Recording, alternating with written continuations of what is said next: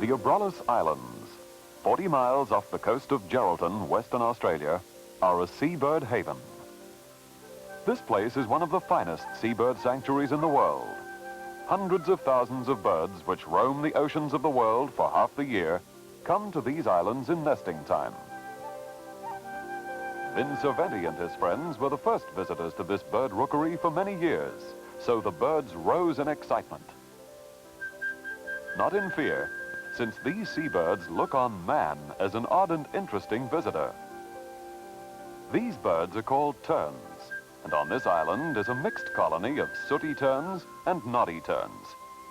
Nature offers few sights more exciting than massed flights of seabirds. These are common noddies on their nests.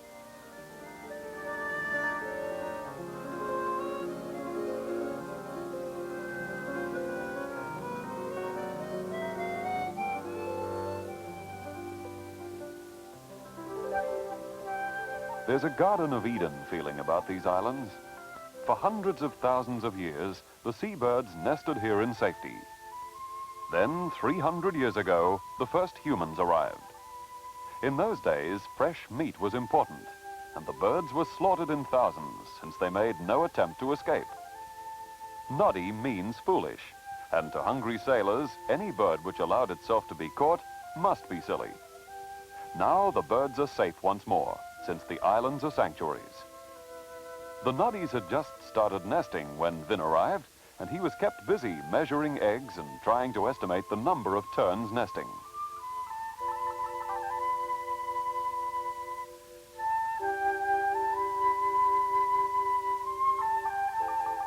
These black and white terns are sooties. Sooties nest on the ground, usually under bushes, but sometimes in the open. Here, a sooty tern guards its egg. Both mother and father tern look exactly alike. The egg is laid in a shallow hollow in the ground, and no real nest is built. In the hot sun, the bird stands and shades the egg. Only at night or on cold days would it need to sit on the egg to keep it warm. Below ground nests another bird. The noddies live on the top floor on the bushes. The sooties live on the ground floor. And in the basement are the mutton birds.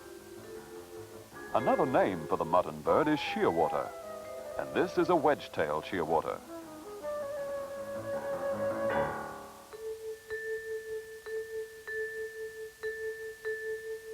In the darkness of a burrow, a white egg is easily seen by the sitting bird.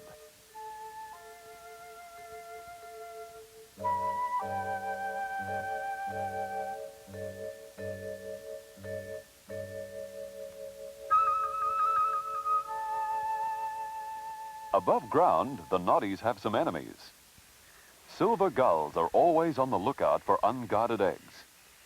Gulls destroy many eggs each season if the parents leave the nests even for a short time. However, both sooties and noddies keep a sharp eye out for these nest robbers and drive them away.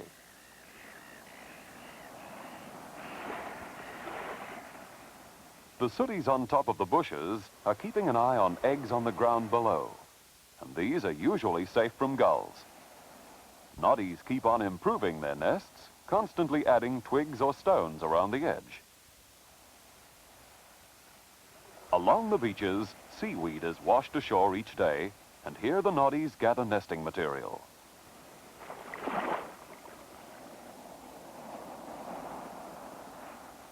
Fertilizer was loaded here during the last war. On this island, myriads of birds have been nesting for thousands of years. Their droppings have produced a fertilizer, which is called guano. With treatment, this can be made into superphosphate for mainland farms. There is also danger on the ground. This mutton bird finds its egg has been eaten. Here is the culprit. These lizards are called king skinks and eat any unguarded eggs.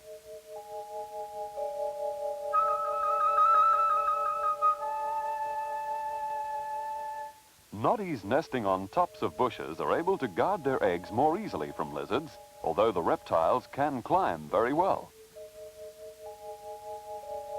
Though lizards move slowly when not alarmed, Vin found them very hard to catch.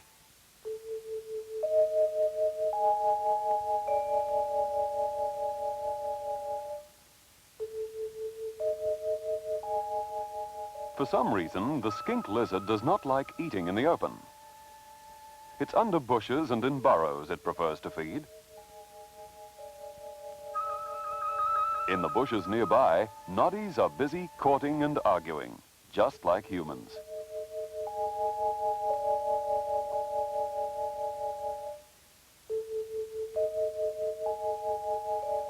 Perhaps out in the open, the lizard could be caught by a sea eagle. So life goes on at this huge seabird colony. Although many birds lose their eggs, the mothers can lay again.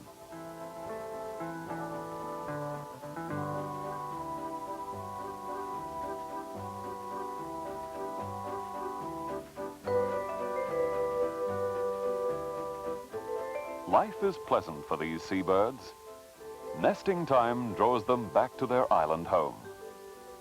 Here, the days of spring and summer pass, first in lovemaking, then in the raising of the family. Enemies are few. Finally comes the great day in autumn when the parents and children leave. Where do they go? Nobody knows. Perhaps they roam oceans thousands of miles away. All we know is that, magically, next spring, these hundreds of thousands of birds will return in the eternal cycle of nature.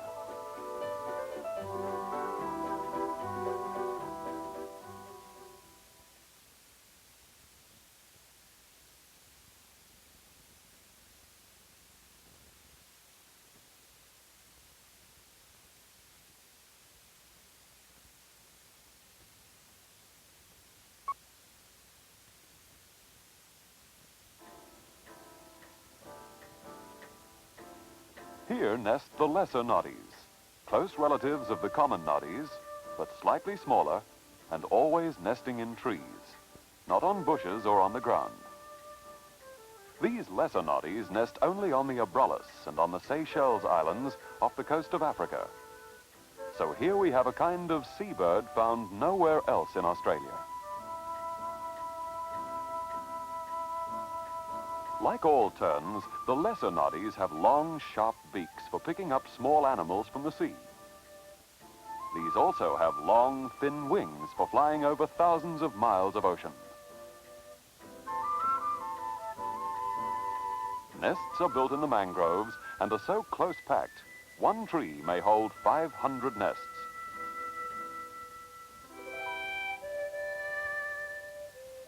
These birds are so tame they will not leave their nests readily. Often a sitting bird can be picked up and handled. This tameness is exciting to visitors who expect birds to be shy creatures. An experience like this is never forgotten. As Vin said, life in the Garden of Eden must have been just like this. All stages of nesting can be seen: courting, eggs, and chicks. This baby has to hold tight to the swaying nest. But even the strongest wind does not roll out the eggs or dislodge the chicks.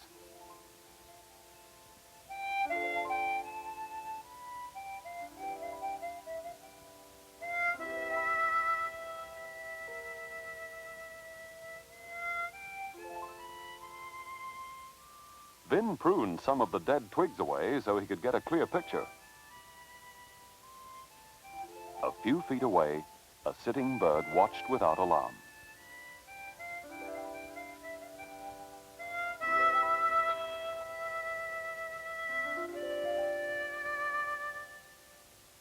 Disturbed birds always returned quickly. When the noddy settles to incubate, it must shuffle its feathers. So the egg is moved to a special brood patch where it's kept close to the warm skin. All All day, a constant stream of birds is either coming into the mangrove to take a turn at incubation or leaving to go feeding. A silver gull walks on the swaying branches, keeping a sharp eye for any eggs without owners. However, the lesser noddies sit even tighter on their eggs than the common noddies. Vin had banded this young chick. It's hoped by putting numbered rings on the legs of enough birds to someday find out more about their wanderings. Another chick waiting for its parents to return with food. It must hold tight, for a chick which falls to the ground below is doomed. It walks around searching for parents which will never come. On the ground, a spotless crake walks towards a dying chick, which is in the bottom center of this picture. Spotless crakes are small birds like tiny bantams. And though the noddy chick cannot find food on the ground, the crakes live very well on scraps falling from the noddy's table above. The crakes are forever on the move, driving off other crakes which come too close, and always alert for the next bit of food.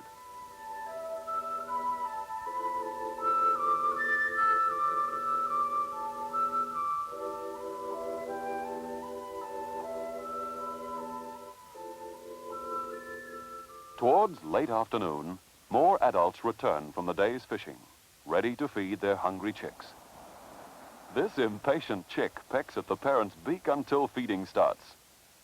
The parent brings up the fish stored in its crop, and the baby is given its meal.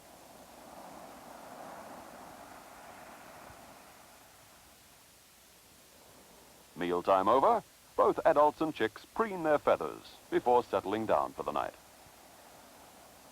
Some adults are still busy gathering seaweed for nest building. Birds stream in from the fishing grounds throughout the afternoon. About 50,000 birds nest in these mangroves.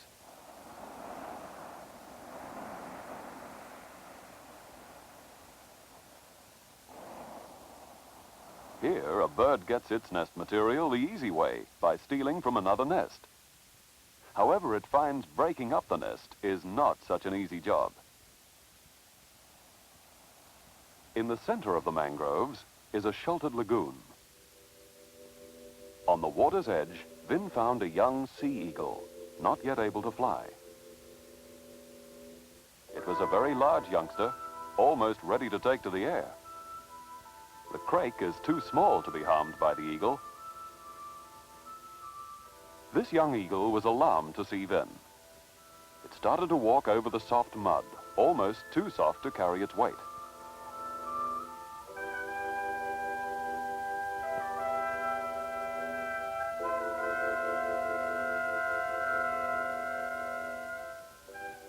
These sea eagles are the terror of most other seabirds, each day taking their toll of nesting or roosting birds.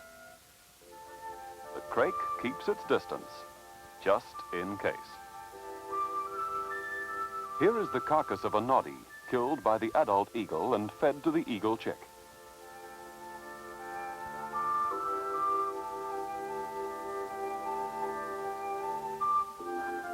High above, the parent eagles fly in alarm, watching to see what happens to their chick below. Vin does not interfere, for this is all part of nature's plan, with eagles taking their toll of the smaller birds. Such enemies as birds of prey keep the huge seabird flocks in trim and help strike a balance in nature. Enemies like eagles have been part of the life of these noddies for thousands of years. So they go about their lovemaking, nest building, and raising of babies. Here they stay the whole year round, for these mangroves are not only their birthplace, but a home for all their lives. The oceans nearby supply food, and the mangroves shelter. The huge flocks, rising like clouds of smoke above the trees, have enthralled visitors for hundreds of years in the past, just as they will in the future.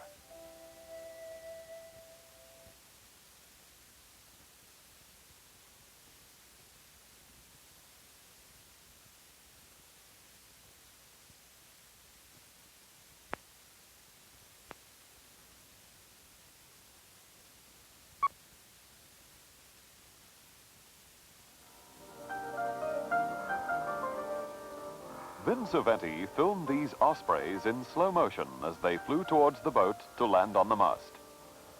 Ospreys were used to being given fish by local fishermen and paid most boats a visit. In Great Britain, where the osprey is a rare bird, about 50,000 people a year visit a lonely loch where a pair of ospreys nest. In Australia, we can see ospreys along most of our coastlines.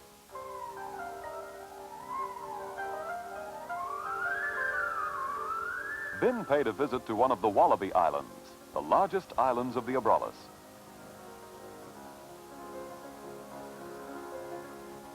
As he came ashore, an osprey was disturbed and flew up from the sea.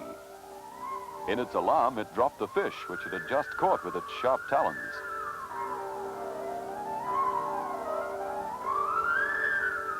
Its nest was built on the ground near the sea. The osprey watched as Vin explored the nest. This one was empty. Osprey nests are huge structures built of sticks, stones, board, and any other material the bird can lift or drag to the nest. Nearby, Caspian terns were nesting. Some nests still had eggs, and Vin was busy measuring these.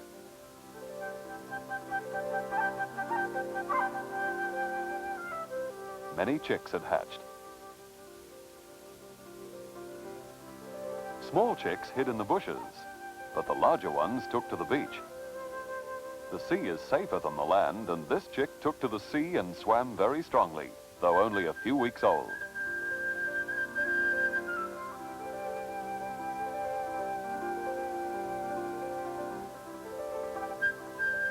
Roseate terns.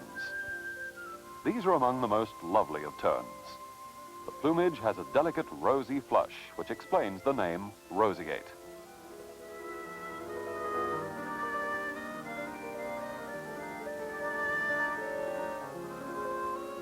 The beak and feet are blood red, and the feathers are gleaming gray and silver.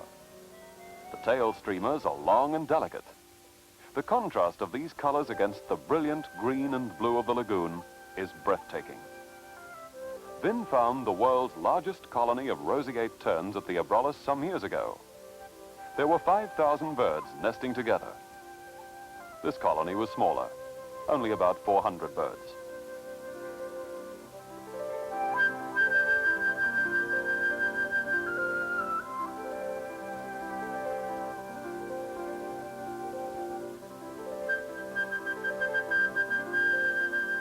At the Caspian tern colony, the parents were watching closely over the chicks. This chick had swum half a mile out to sea and was now returning. The parents guarded the chick against attack by gulls or eagles.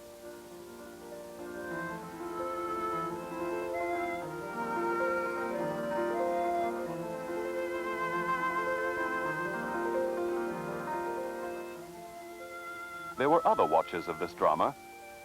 On this island are Tamar wallabies. These marsupials are famous as the first kind ever seen by a white man. The Dutch sea captain Pelsart described these animals over 300 years ago. The wallabies are still common today. A reception committee of adult terns awaited the long-distance swimmer. It's amazing how well these babies can swim.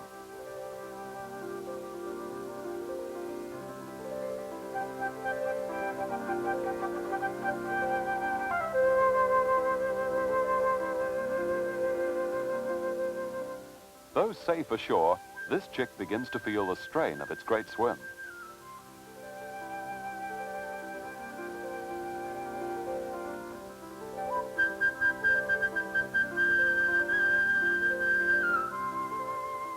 In the bushes, Caspian tern chicks can hide safely and wait till their parents return with food.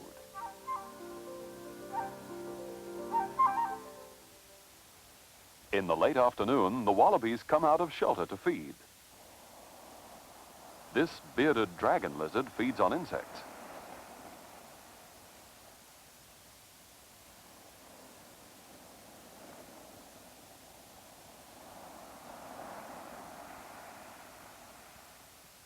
The carpet snake eats lizards and birds. Here a snake explores a muttonbird burrow to see if perhaps a tasty chick is home.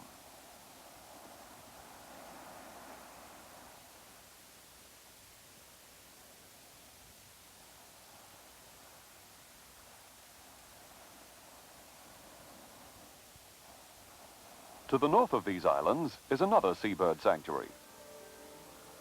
Large black and white Pacific gulls and silver gulls patrol the beach.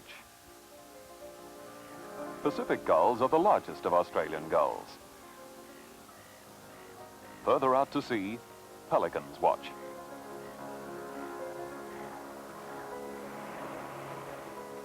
A flock of pied oyster catchers flew past. These long-legged waders fish the shores of Pelican Island.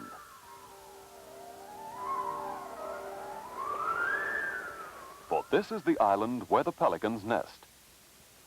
These baby pelicans, though still with no feathers, were very active.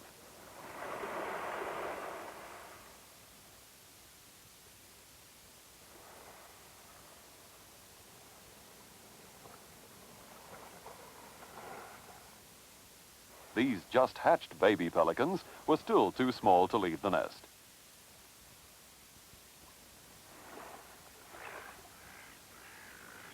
Sometimes baby pelicans form into groups like a football scrum. The squirming bundle rolled slowly forward like tumbleweed.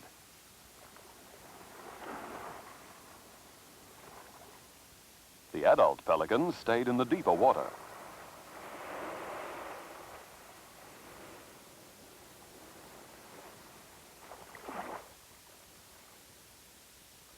Nearby was a pied cormorant rookery, and in this lagoon, thousands of these birds had gathered. Pied cormorants sometimes build their nests on the ground, sometimes on low bushes, and sometimes on small trees like mangroves. In this colony were about 2,000 birds. Cormorants are also called shags, and there are 5 different kinds found in Australia. Fishermen do not like cormorants because they often eat fish. However, only the big black cormorants eat the fish that are also eaten by humans. The other cormorants feed on small or worthless varieties. Feeding is a most amusing process. The parent returns with a crop full of fish, and the hungry chick begs for food. However, the parent takes its time before beginning to feed the baby.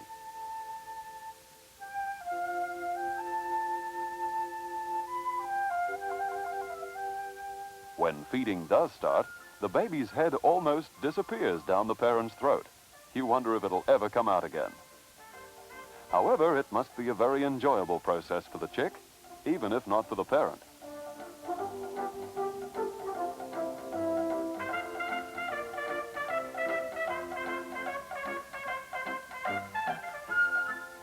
The adults are always being worried by hungry babies asking for food. Once the adult has fed the baby, there's only one way to get peace, and that is to leave.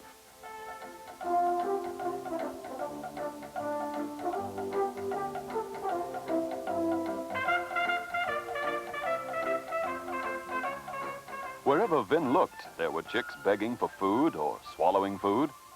It was like a lunchtime scene at a city cafeteria. These young chicks made a comical sight as their tiny wings waved in greedy eagerness. Older chicks quivered their throats to cool their bodies. This rookery can become very warm, and the chicks must not get overheated.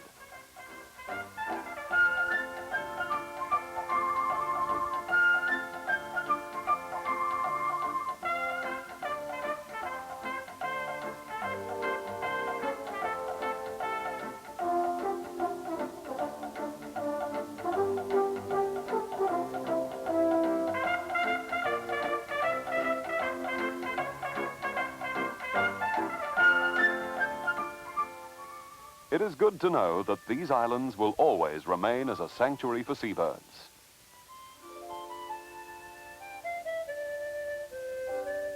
This sight of thousands of birds was a wonderful memory for Vin Serventy to take away from these amazing seabird islands of the Abrolhos.